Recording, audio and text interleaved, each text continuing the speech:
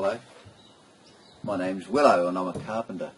I'm also a carpentry teacher and I'd like to have some input into what's going into our carpentry trade course. So just to kick us off, let's have a look at these jobs. We've got architect designed homes, we've got project homes, multi-storey residential, timber frame, brick veneer and steel frame, commercial high-rise, industrial, farm sheds, truss and wall frame factories, stair and joinery, prefab homes, mobile homes, timber and aluminium windows, fences, and that's not a comprehensive list, but what would they have in common?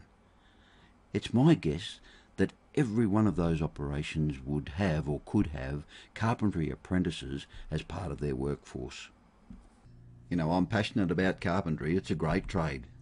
But I think it's become a leftover trade. It seems to be that a carpentry apprenticeship is offered when the work falls outside the other categories like bricklaying, electrical, plastering or painting, tiling, just to name a few.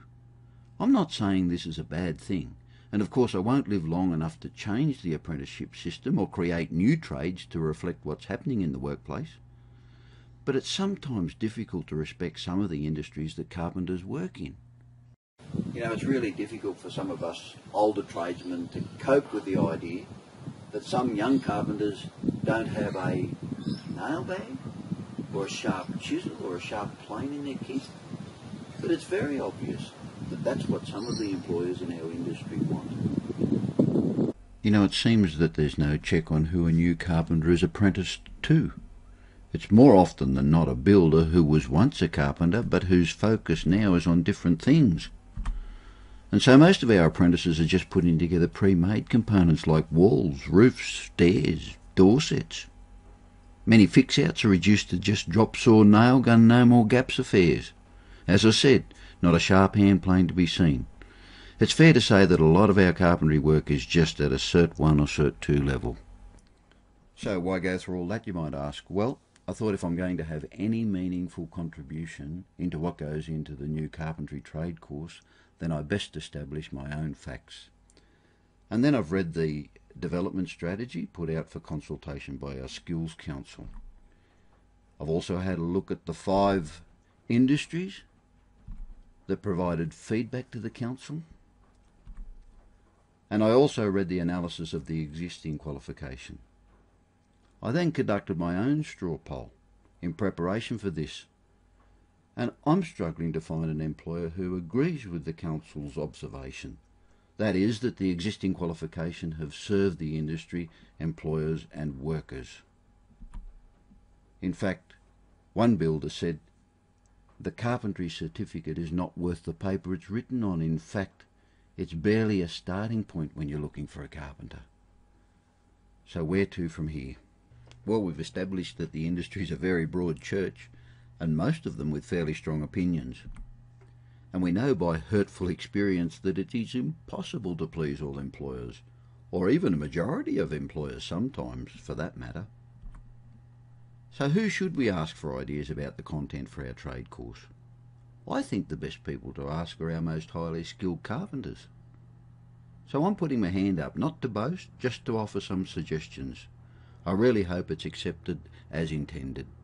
So, here are my minimum requirements.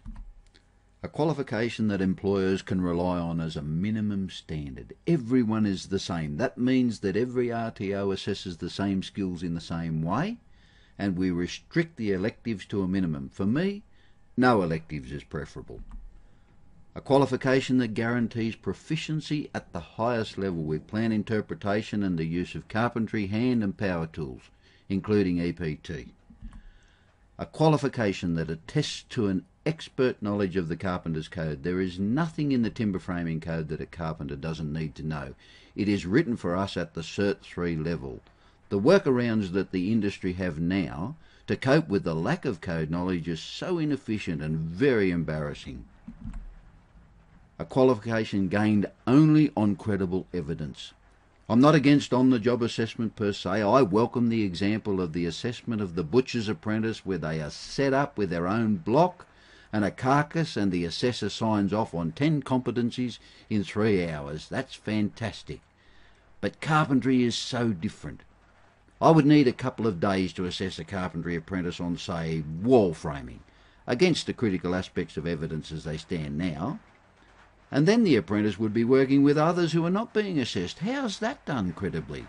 And what about the apprentice who works for a farm shed builder? Never see a timber frame.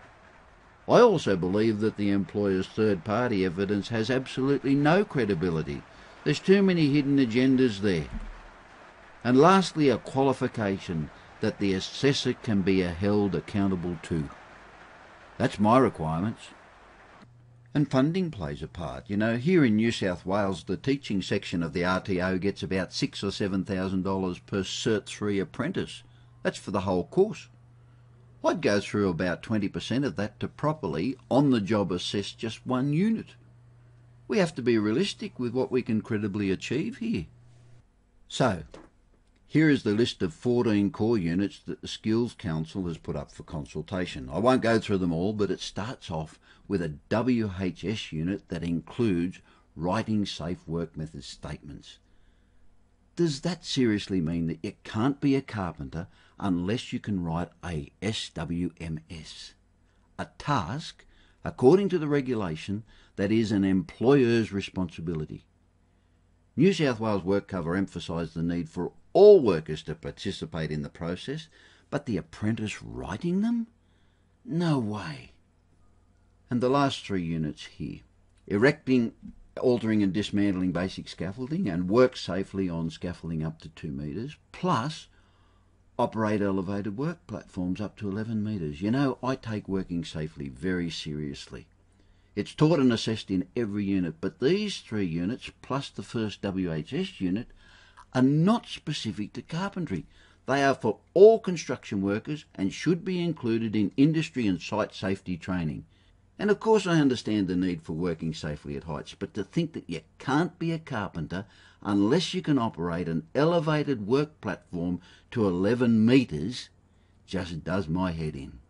And demolition as a unit.